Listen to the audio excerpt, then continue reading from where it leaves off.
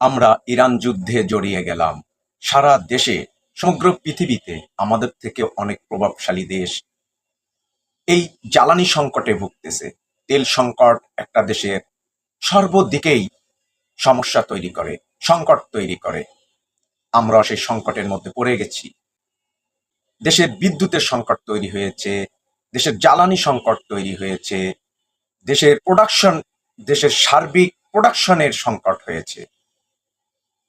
আমাদের brute majority পাওয়া সরকার তাদের পররাষ্ট্রনীতি সঠিক দিকে নিতে পারেনি। দেশের আপামার জনগণ ইরানের প্রতি সমর্থন জানিয়েছে। সরকার ভারত আমেরিকাকে সন্তুষ্ট করার জন্য ইরানের বিরুদ্ধে বিবৃতি দিয়েছে। না পারছে আমাদের অয়েল ট্যাঙ্কার হরমুজ প্রণালীতে এক্সিট করতে, না পারছে এন্ট্রি করতে।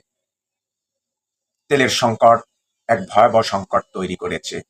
এভাবে আমরা ইরান যুদ্ধে জড়িয়ে গেলাম। অন্ততপক্ষে আমরা চীন পাকিস্তানের সাথে যদি সম্পর্ক জোরদার করে রাখতে পারতাম, একটা ভারসাম্যপূর্ণ পররাষ্ট্র নীতি আমরা গ্রহণ করতাম, তাহলে আমরা এই সংকট থেকে বেরিয়ে আসতে পারতাম। সে সুযোগ আমাদের ছিল। আপনারাই বলুন। সবাইকে অসংখ্য ধন্যবাদ। আমাদের ইউটিউব চ্যানেল কাউন্টার টিমে সাবস্ক্রাইব করে পাশে থাকুন। আসসালামু আলাইকুম।